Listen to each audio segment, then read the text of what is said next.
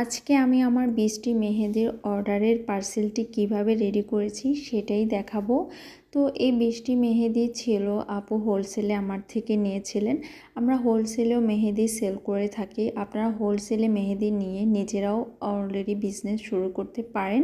তো যারা মেহেদি আর্টিস্ট আপুরা আছেন তারা সচরাচর হোলসেলে মেহেদিগুলো নিয়ে থাকেন, বা অনেকেই আছেন তারা বিজনেস করার জন্য জাস্ট আপনারা আমাদের থেকে হোলসেলে মেহেদিগুলো নিয়ে আপনারা সেল করবেন। তো এখানে আপু আমার থেকে 20টা মেহেদি নিয়েছিল।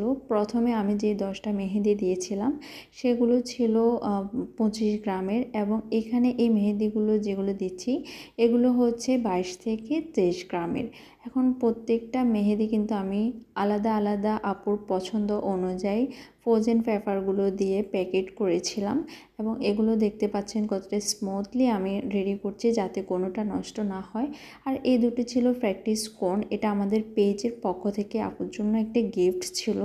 তো এখানে অলরেডি আমার পার্সেলটা রেডি হয়ে গিয়েছে, আর আমি এটি এখন ডেলিভারি দিয়ে দিব। আল্লাহ হাফেজ।